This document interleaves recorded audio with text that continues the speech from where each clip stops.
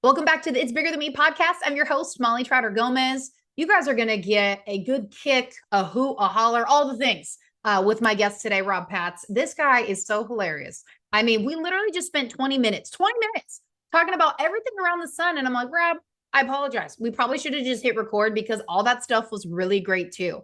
And when you just hear Rob talk, the well of wisdom he has, the experience that he's had, the generosity this man has, and the wit.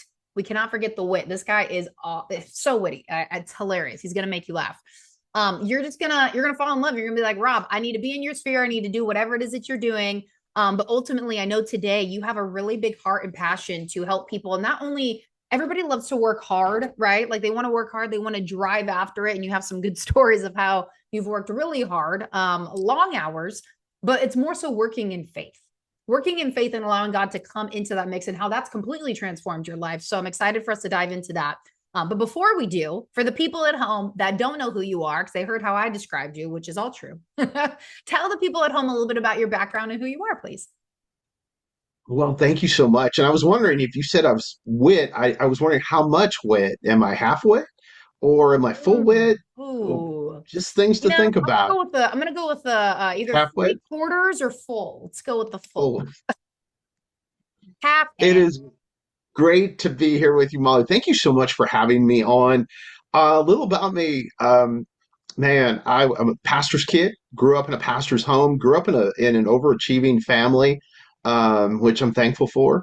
But at the same time, created some habits in my life that probably weren't the best. And went to school for a while and wanted to be a business person. God had a different plan completely. Got me into broadcasting. Started in Christian radio. Yep.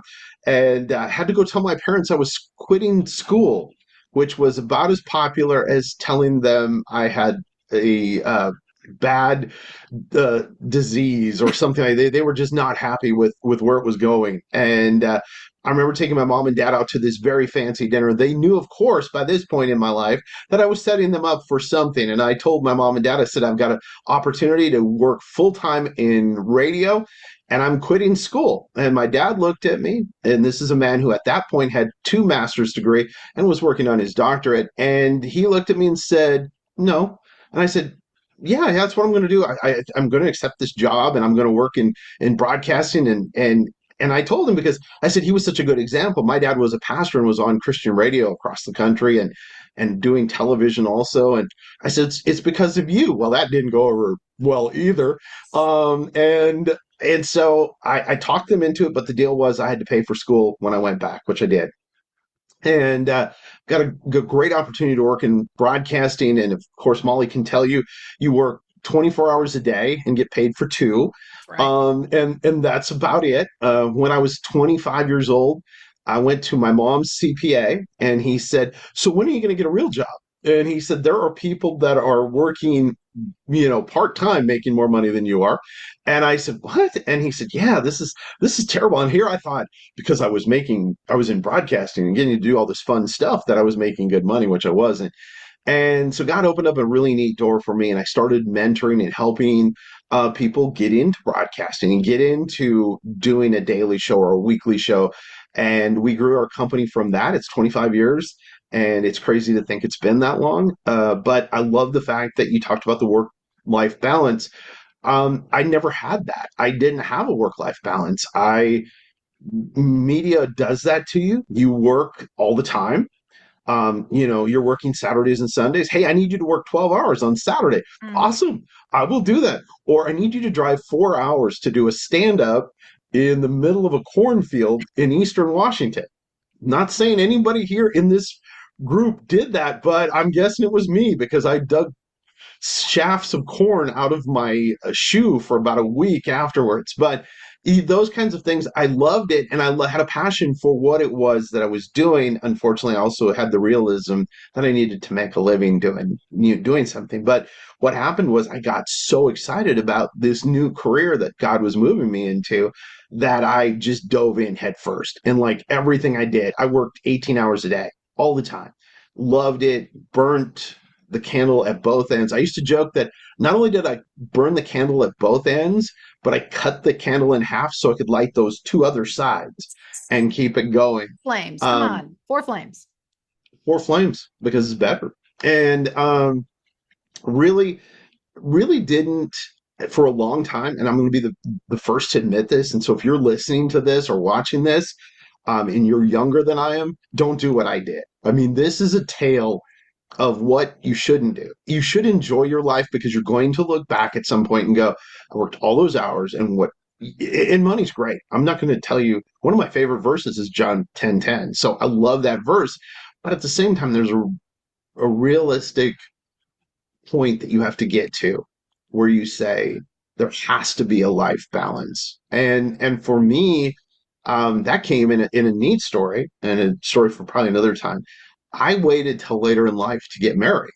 And so my wife kind of became the head of me becoming a work life balance person because she was like, yeah, it's really fun that you're working all these hours, but I don't see you at all. And so, yeah, then we're coming up. We'll be married 4 years this September, and it's a neat story, a long story. I tell a better version than she does because I'm a pastor's kid, and my version may be a little more detail oriented to maybe details that happened or maybe didn't happen. It'll be Add a little yes. theatrics, add a little like sauce in Well, there. You again, a added little theatrics spice. and sauce, Rob? No. No. I love it. No, there's so much goodness in all of that. And it's so funny, especially when we learn we both have a media background. It's so true. Just a little side tangent, not a part of any of this. Like we loved what we did in that. And we made horrible money. Like I remember I had to take out not one, not two, but three credit cards to do regular stuff just to see my family for a holiday, to buy clothes that I needed so I would be clothed on air and not look like I wore rags, like just regular stuff. But they like certain industries, they know how bad people want it. So they'll abuse it. But we could even go on a whole nother tangent. Maybe this is another podcast of the skills and the skill sets that we got from being in the news, because how transferable those are from the media aspect, the speaking aspect into anything. I am so unbelievably grateful because I may not have made much then, but I'm making a lot more now, and I'm using what I learned there, but now I get to do it in a way that gets to be a benefit to everyone. And same with you, with the show that you guys have, Abundant TV. I mean, it was incredible to be a guest on there and see the guests that are coming on there.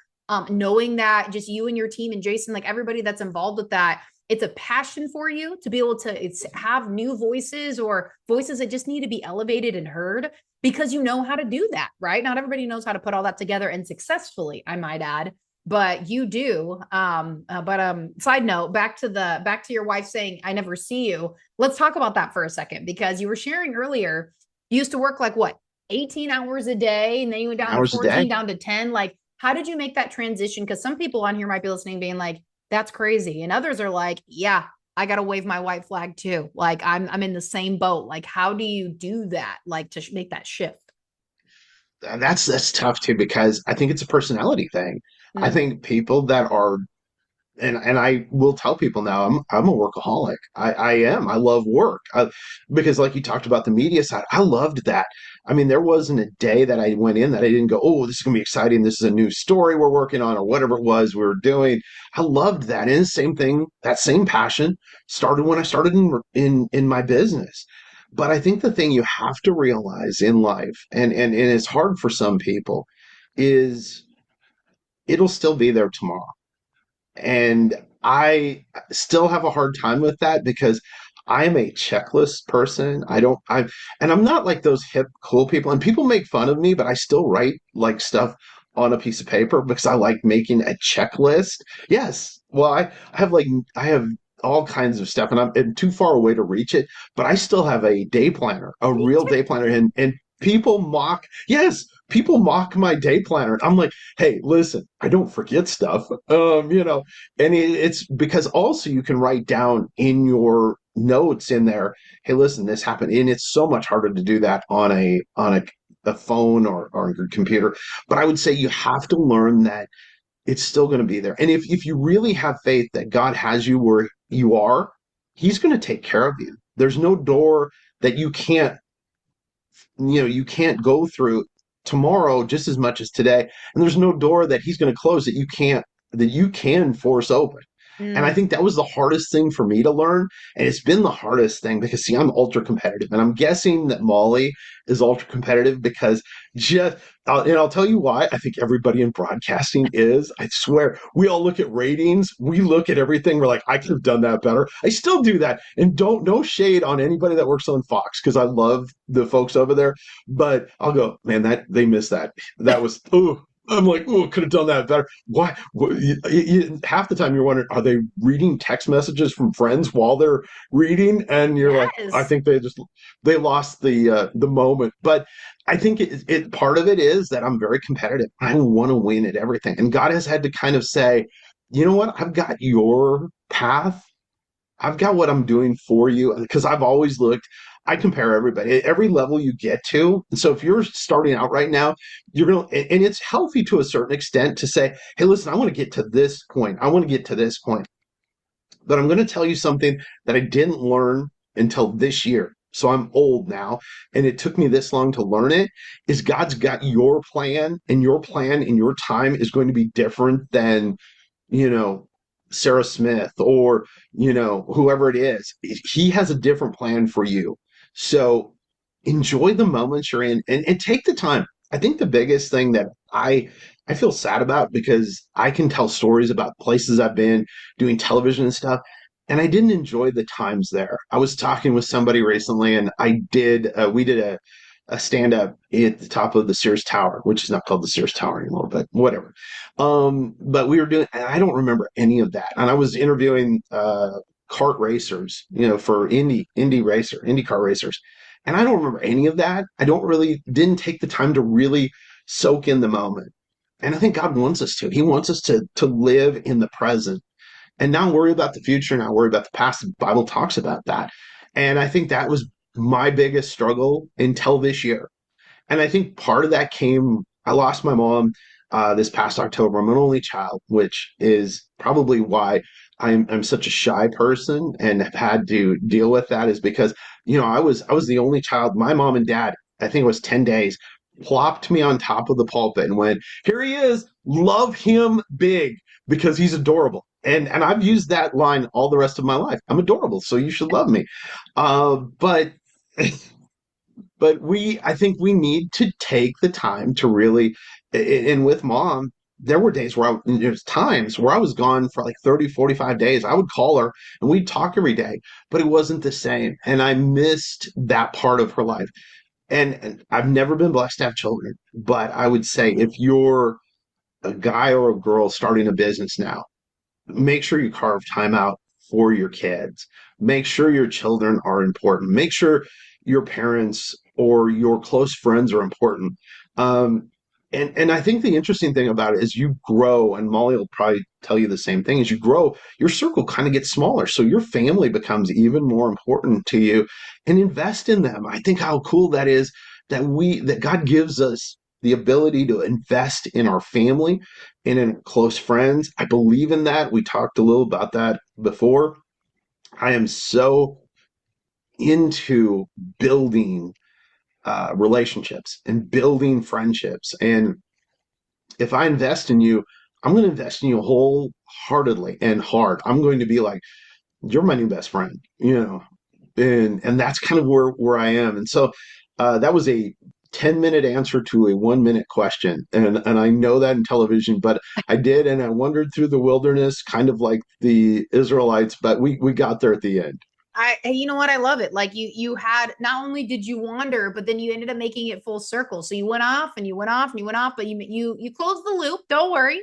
But I love it. Like Well, you're a great storyteller and you bring everything in where you have the experience and you have, this is what I've gone through and all of that. And so it's so important because it's funny that we're even talking about this right now because God's been highlighting that a lot to me, where the time with family, where my family personally lives all over. My parents live in Florida. My little brother lives in Oregon. My older brother lives 2 hours from me. My mother-in-law lives in Texas. My father-in-law lives 2 hours north. Like the closest people to me are my brother and sister-in-law, which are like 30 minutes, right? And even that 30 minutes, sometimes you don't see them for like weeks, even though 30 minutes is literally like right down the road in California, at least, that's next oh door. yes, So yes. it's so interesting because I've had this conversation come up a couple of different times where I'm very like disciplined on I have to do this. And when I do this, it's going to flow into my business because this is how I'm disciplined and I set things up. And my husband is a little bit, not that he's not disciplined, but he's so family oriented that he'll go over and spend 3 to 5 hours. And he's Latin, and Latin people, like for anybody that's listening, don't throw any shade, but y'all love to hang out a long time. Like I'll be like maybe 2 to 3 hours. That's good. 5 to 8 is like what they're about. But at the end of the day, at the core, it's family, connection, really being in it. And I've actually really loved seeing that side. It's taken a little bit for me to get used to because I'm not used to that. But what it comes down to, why are we building this business? Why do we have these options? Why do we have these investments? Why do we have these things? And we want to be needed so bad, and we want to be on top of it so bad. But then when push comes to shove, are we spending time with the thing that we're fighting for when it's right there? And so it's just such a great reminder because you've heard this time and time again. And I know for me, this is definitely something the Lord's trying to like reposition things for me on this particular topic, because it's like the older I get, and before my husband and I start a family and just all of that, we're like, okay, our family is like, it's like paint splattered on a wall right now across the country.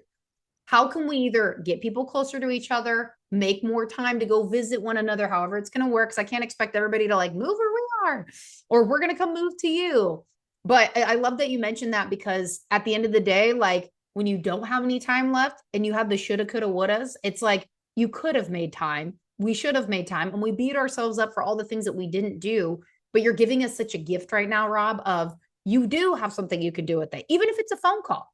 Or like take some time out of your day, invest a little bit of money, get on a plane, like go do something. Like we spend money on things all the time, but are they the things that really matter at the end of the day? Yeah. Oh, I totally agree. My family, my wife's mom and dad and her brother, her and his family, we go on family vacation together, which my family, of course, when you're an only child, I was the family vacation, and so it's so neat. We go for 7 to 10 days every year, and we get to go together, and it's a bonding experience, and it's a great experience for me. And it was hard at first, and the joke was that I was over in the corner the first year that we went, and I was answering emails. And so last year I was very proud of myself.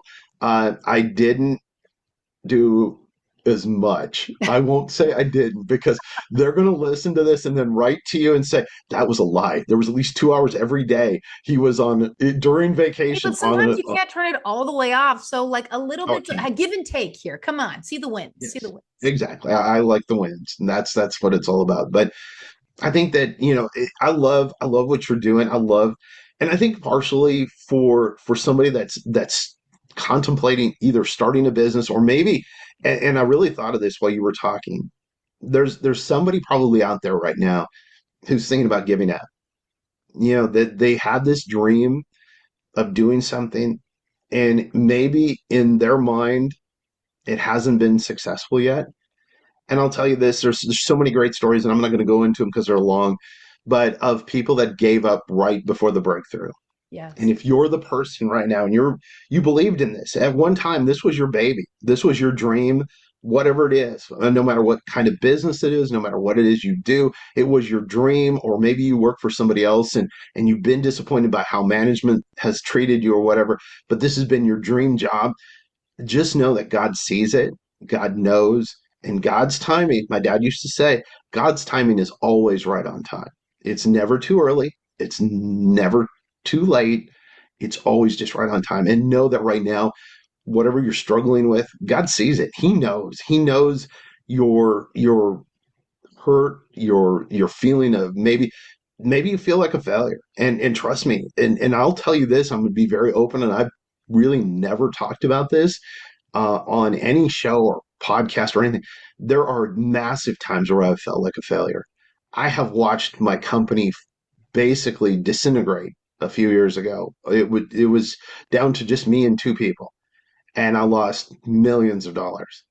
And I will tell you, at that moment, I felt like I did not want to work anymore. I didn't want to do anything. And God reminded me that He had a plan. And we have seen that. I love Job in the Bible. So if you ever have a couple hours, spend time reading Job, because Job, not only did he have just everything happen, but then God gave everything back to him with multiplication. And so read that. And so if you're listening or watching, trust me, I've been there. I was, you know, I would have had to climb up on a ladder to get to ground level. I was that low. And so totally know that God has a plan and that there is a plan for you, and that maybe what you're seeing right now is just the groundwork for an amazing moment. I love it. Yeah, God is the God of the ultimate comebacks. I mean, it's just like, just watch, wait, see. But the process is really the most important part of what He gets to do in and through you, where you really see where your identity lies, your faith builds or not. I mean, it's completely up to you. But that dream wasn't put in your heart, like you were sharing, just to taunt you and be like, oh, ha, ha, ha, you can't get it. Are you willing to work for it? Like, are you willing to do what it takes to get there? Even if you're losing millions, even if you scale all the way back, you have to climb a ladder even just to get to ground level. Even if you're in those moments, it's the even if God is like, I'm still right here. This is all a part of it. And so I actually remember a friend of mine, she said, even in moments like that, what you just described, stewarding the hard moments, because there's going to be a season you're not in this hard season, and when you can steward it the best you can, and sometimes it's just literally one foot in front of the other, one breath after another, like it's literally it. But that is still like, Lord, I'm still choosing you every step, every breath. You're going to lead me. And that's what it's all about. And I know we've heard this time and time again, people. I get it. But it's until you actually get into some deep waters and you're like, okay, oh, shoot, is this really like for real? Yes. But God's like, watch what I get to do on the other side. Because if He gives it to you too early, it's like giving you the gift and then watching it drip through your hands, and then it's like, oh shoot, I didn't get to hold it for as long because it came too early. He doesn't want to do that to you. Like, that is not the God that we get to serve. So this is so amazing, Rob. So many, like, gosh, so many nuggets. I'm literally obsessed, and I have to definitely have to have you back on the show. But as we're wrapping up here today, any last minute words, and then of course, how can people get connected with you? Because clearly Rob is the man. I mean, the wit, the stories, the character, all the things. Like, he is a guy to know and to be connected with for sure. Oh man, the easiest way to get in touch with me is on LinkedIn, because I think everybody is on LinkedIn now. And I promise I won't spam you or tag you in anything or do anything like that. I do occasionally, reach out to people, and I would love to hear from you. My big thing now is I transition to the next 25 years of what I do is I want to really build up people. I want to speak life into their business, into their career. And that's really exciting to me. And of course, obviously continue to do business. And so I'd love that. Of course, Molly, you mentioned our network. It's Abundant TV. So whether you have Roku, Amazon Fire, Apple TV, any of those, you can download it. We've got great shows. Like Molly was a guest on a show we call Thrive, which talks about business and how we thrive in a life that has a life balance. And it was kind of where the show came out of, was our life balance. I needed to have a life balance. I didn't have a life, really, to be honest with you. I had a lot of business, but no life. And so we kind of talk about that and how you can still be successful. And God wants us to be successful. So don't take what I'm saying as like, oh, God wants you just to be mediocre. He doesn't. And I'm the first person to do the Cabbage Patch when I win. I love it. I And love it. it's so you can download that Roku, Amazon Fire, Apple TV, or on your phone, either through the Apple Store or Google Store or whatever they're called. And we love to hear from you. It's grown so crazy over the last 3 years. We just celebrated our third anniversary on the air. It's linear broadcasting, so you can check out great programming 24 hours a day. Plus, we have a real vast selection of on demand. You can find Molly. Just type in Molly. I did it actually just before we went on the air. I made sure that Molly's show was still on there, because Yeah. you wouldn't want to come on and say check out Molly's show on Thrive and then realize that she's not there. So I took care of that and made sure it was still there. Hey. And you can find Molly's show on there, and she did a great job on that show. And so that's really it. And man, I think that if you need somebody even just to pray with, find me on LinkedIn and say, hey, Rob, I listened to your podcast and you should have let Molly talk a lot more, but I really have this prayer that I need. And Molly's a lot smarter than you are, but I figure you seem to know something about God and I need prayer. Shoot me a message. I would love to hear from you. I'd love to pray for you. I believe in the power of prayer. it has saved my life on several occasions. I've got great stories about prayer in action in my own medical life and different things. And so, love for you to reach out to me. So find me on LinkedIn. You can find me on other social media too. I'm not as active. In fact, I think like my Instagram is like 2 years ago. So that Dang. picture, I look thinner then though. That's awesome. I liked that. I was like, I'm just leaving that there. People may believe I'm still looking like that. Rob, you're hilarious. You went from 3/4 to full wit, okay? Because you Well, asked, like, that's am I good because halfway, full wit? You went full. And you're it's just so funny. Like he's so funny. I love it. It makes me laugh. But this has just been so fun. I appreciate every single nugget that you dropped.